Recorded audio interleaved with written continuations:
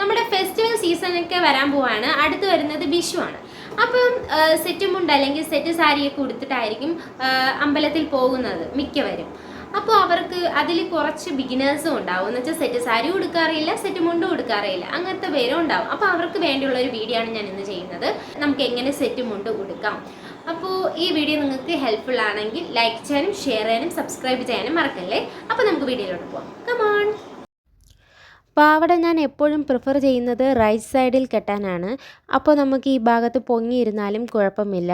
പക്ഷേ അപ്പുറത്തെ സൈഡിലായ വൃത്തികേടായിരിക്കും. നിങ്ങൾക്ക് ഇഷ്ടമുള്ള പോലെ കെട്ടാം. അപ്പോൾ ഇവിടെ നമുക്ക് സെറ്റ് മുണ്ട് 2 തരത്തിലുണ്ട്. സിംഗിൾ മുണ്ടും ഉണ്ട്, അതുപോലെ തന്നെ ഡബിൾ മുണ്ടും ഉണ്ട്. ഞാനിവിടെ ഡബിൾ സെറ്റ് മുണ്ടാണ് എടുത്തിട്ടുള്ളത്. അപ്പോൾ ഞാനത് 2ആയിട്ട് മടക്കിയിട്ടാണ് ഞാൻ ഉടുക്കുന്നത്. അത് നിങ്ങൾ ശ്രദ്ധിക്കണം. നിങ്ങൾക്ക് സിംഗിൾ മുണ്ടാണെങ്കിൽ നിങ്ങൾ ഇതുപോലെ 2ആയിട്ട് മടക്കേണ്ട ആവശ്യമില്ല. ആദ്യം നമ്മൾ മനസ്സിലാക്കേണ്ടത് സെറ്റ് ഏതാണ്, മുണ്ട് ഏതാണെന്നാണ്. അതിനൊരു വഴിയുണ്ട്. നീളം കുറവും വീതി കൂടുതലുമാണ് മുണ്ട്, മറ്റേതാണ് ദേഹത്തിടുന്ന സെറ്റ്. അപ്പോൾ നമുക്ക് തുടങ്ങാം. നമ്മൾ നോർമലായിട്ട് സാരി ഉടുക്കുമ്പോൾ റൈറ്റ് സൈഡിൽ നിന്നാണ് സാരി ഉടുത്തു തുടങ്ങുന്നത്. പക്ഷേ ഇവിടെ അങ്ങനെയല്ല, ലെഫ്റ്റ് സൈഡിൽ നിന്നാണ് ഉടുക്കുന്നത്. നമുക്ക് ഇവിടെ നിന്ന് സ്റ്റാർട്ട് ചെയ്യാം. പക്ഷേ ആദ്യം തന്നെ നമ്മൾ കറക്റ്റായിട്ട് സ്റ്റാർട്ട് ചെയ്യണമെന്നില്ല. നമ്മൾ ജസ്റ്റ് ഒന്ന് ഇവിടെ ഒന്ന് ടക്ക് ചെയ്ത ശേഷം വെറുതെ ചുറ്റി കൊടുക്കുക. എന്നിട്ട് നമ്മൾ ഈ ഒരു പൊസിഷൻ സെൻറ്ററിൽ വരുന്ന രീതിയിൽ മടക്കിയെടുക്കണം. അതായത് ഈ എൻഡ് പുറത്ത് വരുന്നത് വൃത്തികേടായിരിക്കും. അപ്പോൾ ആ എൻഡ് ഇതുപോലെ മടക്കി വയ്ക്കുക. ഇതേപോലെ മടക്കി വയ്ക്കാം. ഇനി ഇവിടെ ഇതുപോലെ ഒരു മടക്ക് കൂടി ഉള്ളിലോട്ട് കൊടുക്കുക. കണ്ടോ, ഇങ്ങനെ ഒരു മടക്ക് ഉള്ളിൽ കൊടുത്തിട്ട് ഇവിടെ ഇങ്ങനെ പിടിച്ചു വയ്ക്കുക. അപ്പോൾ ഇവിടെ കറക്റ്റായിട്ട് കിട്ടും. ഇനി ഇവിടെ നമുക്കൊരു പിൻ ചെയ്ത് കൊടുക്കണം. എന്നിട്ടിത് സെൻറ്ററിൽ എവിടെയാണ് വരുന്നതെന്ന് നോക്കുക. അപ്പോൾ ഇവിടെയാണ് സെൻറ്റർ വരണേ. നമുക്ക് ഇവിടെ ഈ മുണ്ടൊന്ന് ടക്ക് ചെയ്ത് കൊടുക്കാം.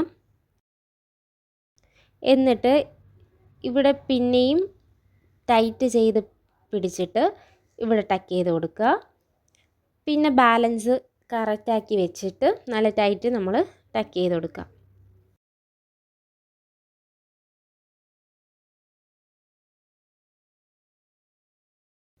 അപ്പോൾ നമുക്ക് സെൻറ്ററിൽ തന്നെ കിട്ടും.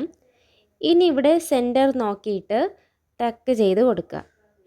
കണ്ടോ? അപ്പോൾ ഇനി വേറൊരു പിന്നോ ഒന്നും വേണ്ട, കറക്റ്റായിട്ട് നമുക്ക് ഉടുക്കാൻ പറ്റും.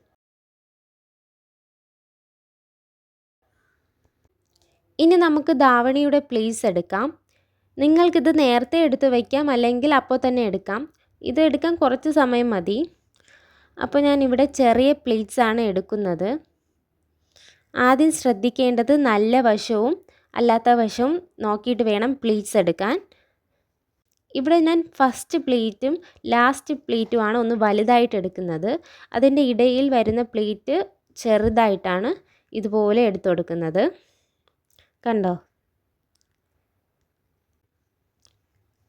ഇങ്ങനെ എടുക്കുമ്പോൾ നമുക്ക് പ്ലീറ്റ്സൊക്കെ ഇങ്ങനെ വെളിയിലോട്ട് തള്ളിയൊന്നും ഇരിക്കില്ല, നല്ല കറക്റ്റായിട്ട് നമുക്ക് കിട്ടും. അപ്പോൾ ഇതുപോലെ ഞാൻ പ്ലീറ്റ്സൊക്കെ എടുത്തിട്ട് ഒരു പിൻ ചെയ്ത് കൊടുക്കുകയാണ്. എന്നിട്ട് ബാക്കിയുള്ള പ്ലീറ്റും ഇതുപോലെ തന്നെ നമുക്ക് കറക്റ്റായിട്ട് എടുത്തു കൊടുക്കാം. ഇനി നമ്മൾ ചെയ്യേണ്ടത് ജസ്റ്റ് ഒന്ന് ചുറ്റി എടുത്ത് നോക്കുക. ഇതിങ്ങനെ എടുത്തിട്ട് നമ്മുടെ ബാക്ക് പൊസിഷൻ ഇങ്ങനെ ഒരു ഷേപ്പ് വരുന്നുണ്ടോ എന്ന് നോക്കുക. ഇതിങ്ങനെ വന്നാൽ നമുക്ക് ഇത് കുത്തി കൊടുക്കാം.